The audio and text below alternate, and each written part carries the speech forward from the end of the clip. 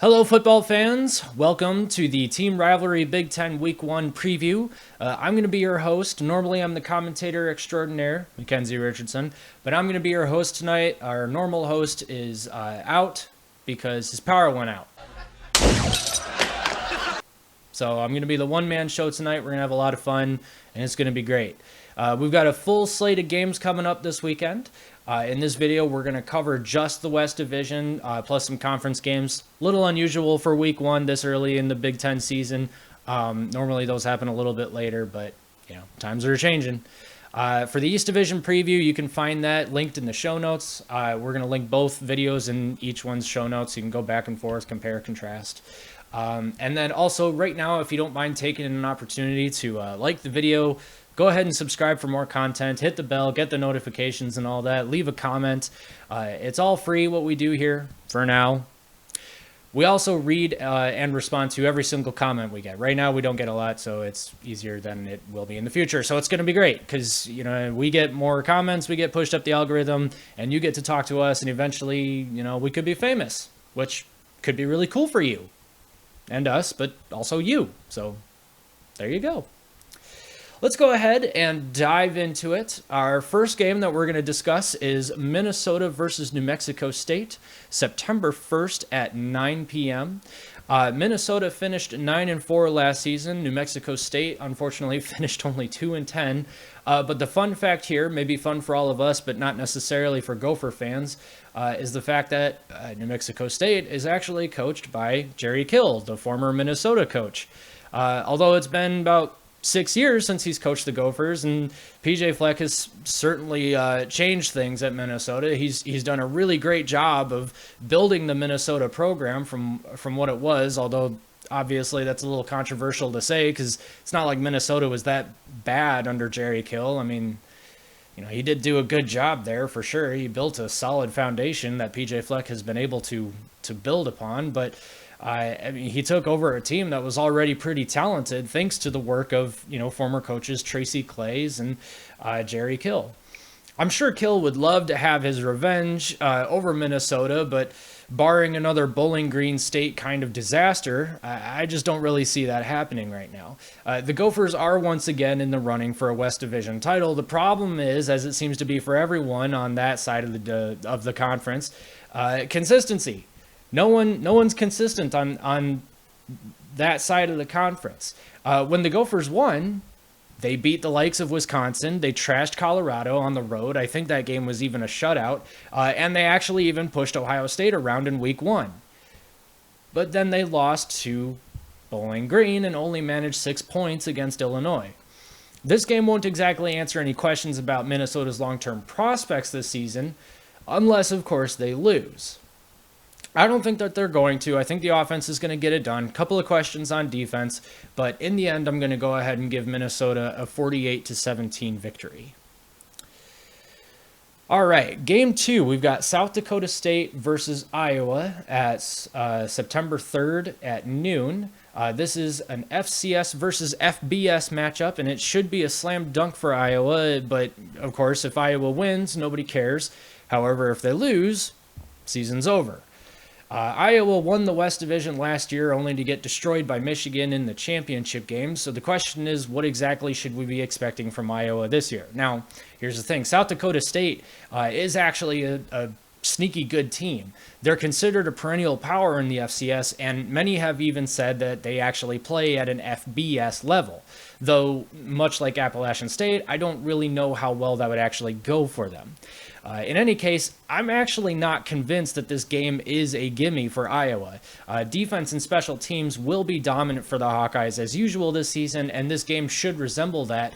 But Iowa's offense was one of the worst in the Big Ten last season.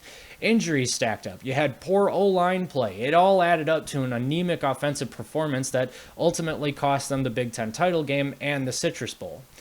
That already bad offensive line lost their only All-American in center Tyler Linderbaum. He went off to the NFL, and as for quarterback, starter Spencer Petras completed less than 60% of his passes and threw almost as many interceptions as he did touchdowns.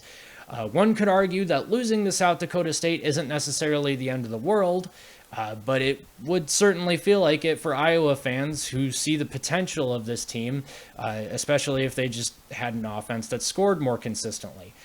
I expect the defense to be great in this game, and frankly, the offense will probably do enough. In the end, I am going to give Iowa a 21-10 victory. Next game we're going to talk about, Game 3, North Dakota versus Nebraska, September 3rd, 3:30 kickoff. This is going to be another FCS versus FBS matchup. Unfortunately, Scott Frost hasn't won his last 7 games. They've now lost 7 straight. They haven't been bowl eligible in the last 5 seasons. Nebraska hasn't. The question is, what exactly should we expect from Nebraska moving forward? How hot exactly is Scott Frost's hot seat at this point? So listen, at this point, there's no such thing as a cupcake game anymore for Nebraska this season. Suddenly, the Cornhuskers, who entered this season with a great shot at bowl eligibility at least, and an outside shot at the West title, they're now staring down yet another disappointing season under Scott Frost. And the problem is that they actually looked good for a decent amount of the Northwestern game, only to lose that game in true Nebraska fashion. Turnovers. They've obviously got a talent advantage over North Dakota, but at this point, the Northwestern loss may be all it takes for the locker room to lose hope. I mean, at this point, they had such lofty expectations. Who knows? That gives North Dakota State, or is it just North Dakota? Let me double check. Just North Dakota. That gives North Dakota a chance in this game, honestly, where they really shouldn't have one. In the end, though, I do have Nebraska with the talent advantage against a team that I don't think can really keep up with them. Maybe at first, not for 4 quarters. Give me Nebraska 45-17. Technically, that's what the score should be. Honestly, it probably should be 45-10, because I imagine North Dakota would score 1 touchdown even against a good team, but Nebraska's defense, it's just not, it did not play well against Northwestern, so we'll see. Game 4, we've got Illinois State versus Wisconsin. Again, September 3rd, 7 p.m. kicks. We're watching this one in prime time. This is going to be a big deal for Illinois State. Obviously, it's another FCS playing a powerhouse like Wisconsin. It's prime time. It's going to be on FS1. It's a great opportunity for them. It's also a really good chance for Wisconsin to give Graham Mertz and Braylon Allen a little bit of a warm-up before getting into the thick of the Big Ten schedule. They do start their conference schedule pretty hot with a trip to Ohio State, so a game like this gives Paul Chryst a chance to establish his game plans for the season and see what his Badger team is capable of early in the season. They are, after all, yet again favorites to win the West Division, but at this point, how many times have they been favorites only to lose head-scratching blowouts like that against Michigan and Notre Dame last season? Defense was already good and could be better this season. The offense obviously has some weapons, but the question remains, how will this team hold up down the stretch? This is a great game to work out some of the kinks that may be what trips them up later, so I'm going to go ahead and give Wisconsin a solid 50-10 victory. Next up, we've got Penn State versus Purdue. This is our conference game of the week, September 1st, 8 p.m., another primetime kick. It's a conference night game, week 1. It doesn't exactly happen often, but it is happening. And the fun part is that Purdue is coming off a 9-4 season where we unofficially dubbed them the spoiler makers. Their last 9-win season was way back in 2003. And on the other hand, Penn State had a really disappointing 7-6 season last year.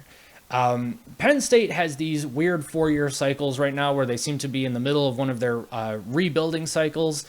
The question here is whether or not Purdue has an opportunity to get the signature win that could really propel them into the conversation in the West Division title, coming against a powerful team like Penn State, one that's actually expected to contend for the East title. And in my opinion, Purdue absolutely has a shot here.